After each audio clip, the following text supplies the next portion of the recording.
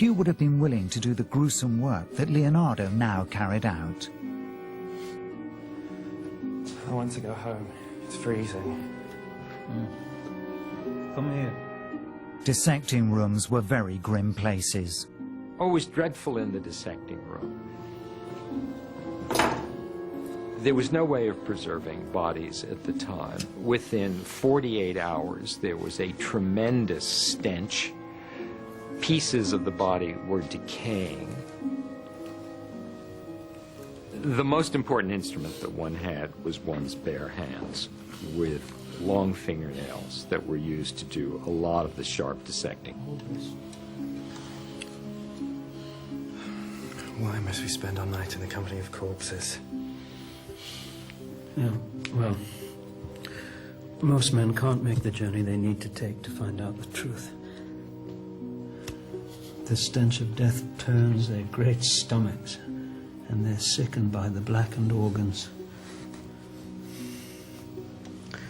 But if you want to follow where the light of truth leads, you have to get through all this. The bodies come back and haunt me in my sleep.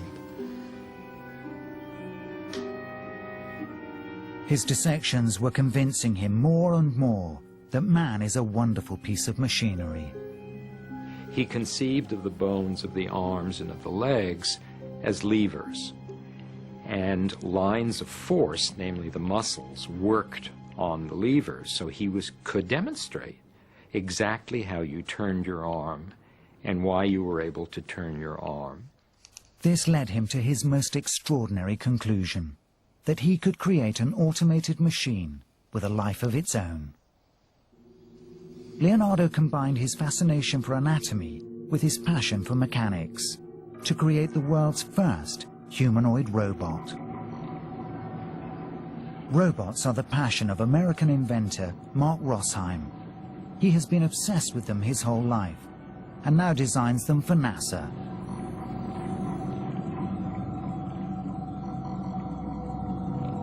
For more than 10 years, he has been researching Leonardo's robot Knight and is amazed by Leonardo's 500-year-old design and ingenuity.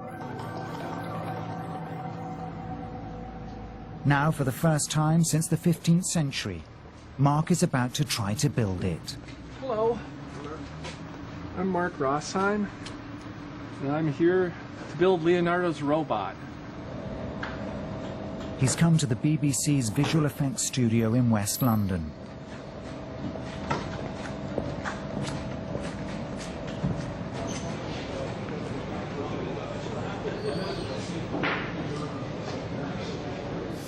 Mark starts building the robot's body parts.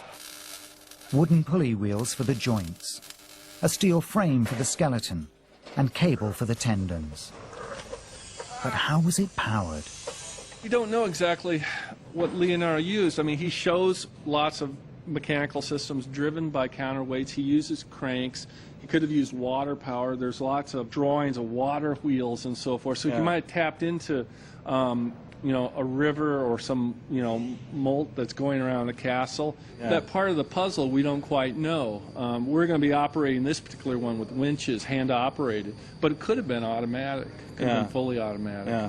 Fantastic. We're well ahead of its time. Yes.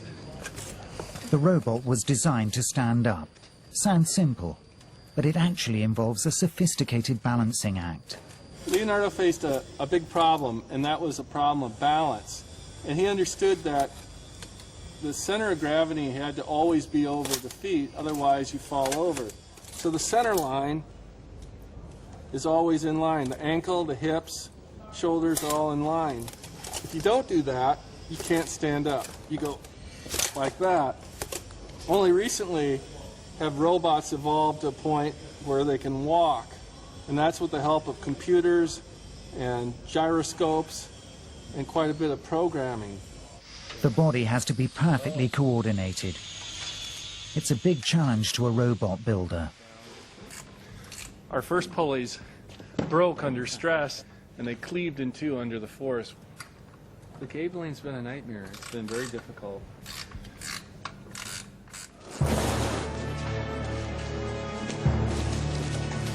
The robot was originally designed for one of the Duke of Milan's spectacular parties. These events were meant to impress and often featured elaborate entertainments, which reflected glory on the Duke and his court.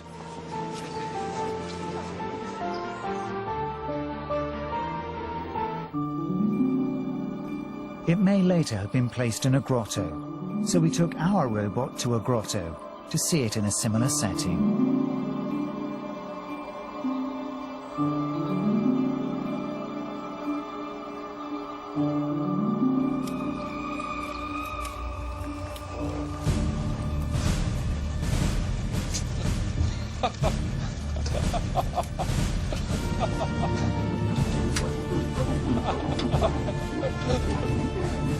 Really delved deeply into how the human joints work.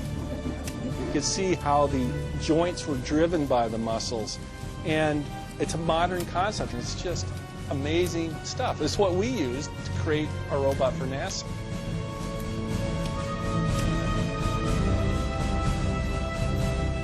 Perhaps the greatest testimony to Leonardo's vision is that his robot has made its mark on the space age. Some of the high-tech robots used on NASA space stations today are indeed directly inspired by Leonardo's 500-year-old drawings.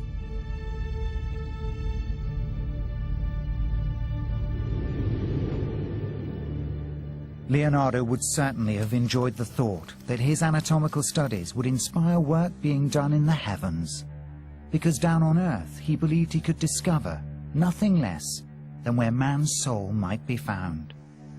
But he was, as ever, running out of patrons and out of money.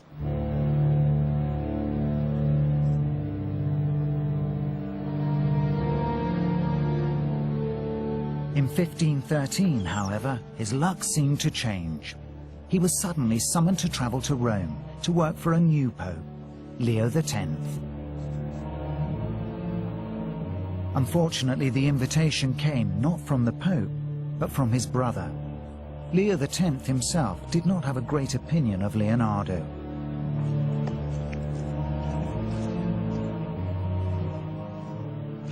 This is not the time to have him at the Vatican, this painter who has a reputation for never finishing anything he starts. He has asked for an assistant. Choose him well. Leonardo was provided with a studio, but it seems no serious work. And the German assistants he was given appear to have been spies. He describes the wickedness of the German deceiver, who spread rumors about him throughout the Vatican. And his insistence on continuing his studies of anatomy were giving his enemies plenty of grounds for suspicion. He's in and out of the hospital constantly. I fear he is dissecting also good Christian people. The old man told me he's lived for over 100 years, and that he's had no bodily ailments apart from weakness. And then, with nothing apparently amiss, he died the sweetest death.